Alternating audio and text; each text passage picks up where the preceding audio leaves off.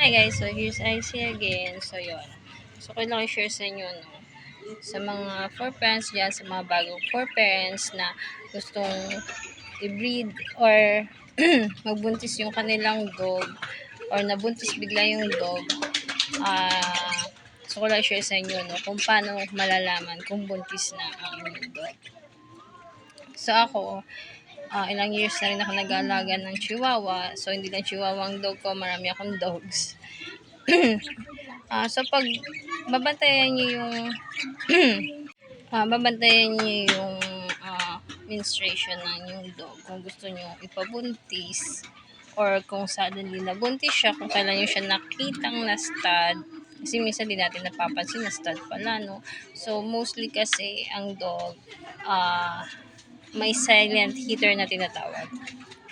Silent heater na yon, hindi siya drop ng walang droplets ng blood, namamagalang yung kanyang yun na, yung kanyang ari. Tapos bihira siyang yun, mag-ano siya, magkakaroon lang ng droplets yung kanyang ari pag mga kung mga minsan 9 days or patapos na. And yun nga, hindi natin napapansin, nag-hit na pala siya. May dog na hindi talaga nagda-droplets yung blood niya, talagang namamagalang. Meron naman dog na yung ari niya, panay-panay ang tulo ng dugo. So,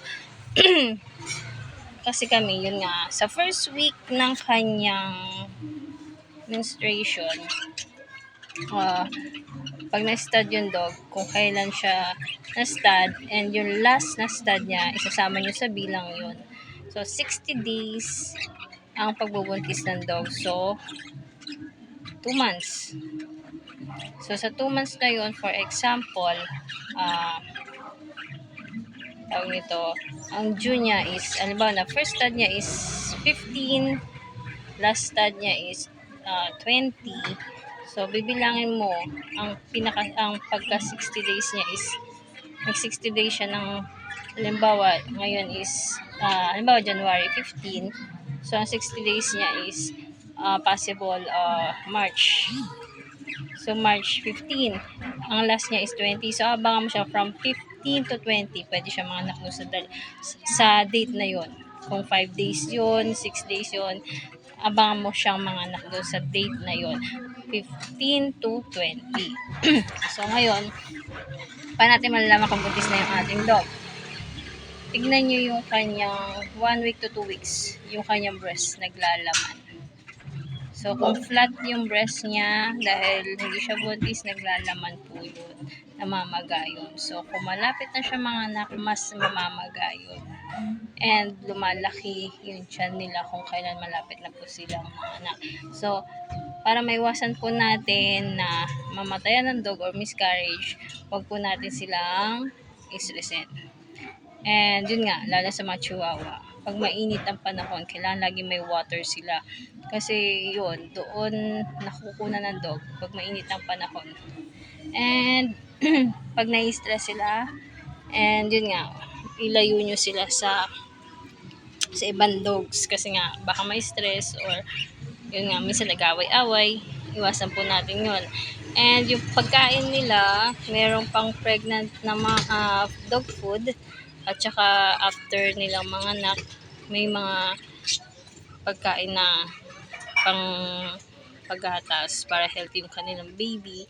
And yun, meron siyang vitamins, yung sa puppy, yung sa Ovivet, yun ang pinapainom ko sa kanya. And yun nga, alaga-alaga ko siya ngayon kasi namatay yung last litter niya. So, pang-apat na pagbubuntis niya na yun, na miscarriage siya kasi mainit yung time na yun and may work ako. So, binabantayan ko siya. So, ang ginagawa ko ngayon, time to time, chinecheck ko siya, yung ilong niya, kung basa, yung tenga niya, yung ngipin niya, and yung mga paa niya, and binavitamins ko siya, and laging water.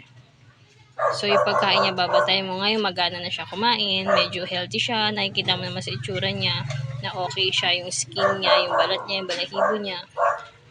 And happy ako dahil okay siya. Unlike kasi before, nakikita ko rin kasi kung hindi healthy ang dog sa balahibo. malayo pa lang, alam mo na. Kung talagang for mom ka, talaga mahilig kang pet lover ka, alam mo ang mga alaga mo kung may problema, unang tingin mo pa lang guys. True yan. So, yan nga guys, pag within that day, dumating na siya sa point na malapit na siya manganak and nagli-labor na siya, bantayan rin po natin yung ating dog kasi mamaya, more than 24 hours na pala siya nagli-labor, di siya manganak-anak, humingi na tayo ng tulong sa ating vet doctors o dalhin natin siya sa pinakamalapit na vet doctors, baka 4CS ang inyong dog. Huwag tayong magtipid pagdating sa ganun kung ayaw nyo mamatay yung inyong dog. Kaya kung magbubuntis ang inyong dog, kailangan prepare kayo. Dahil ang small breed mostly sa kanila, nasi-CS. Kung yung ibang malalaking sizes pa nga ng dog nasi-CS, what more ang small breed. Mostly talaga sa kanila guys, nasi-CS ang mga small breed. Kaya ingatan po natin sila and i-check natin maigi yung ating mga fur babies, lalo na pagbuntis sila guys. Huwag nating pasawalang bahala. Iba talaga ang pagiging fur mom. Lagi tayong may baby, hindi tayo nawawala ng baby. Para yung sanggol, everyday, lagi mo silang babantayan. Ang kanilang poop, ang kanilang pagkain, dahil nakadepende sila sa atin. So, yun lang guys. Sana may natutunan kayo sa akin. Ingat kayo lagi. Ingatan natin ating mga fur babies and also our family. And God bless you all.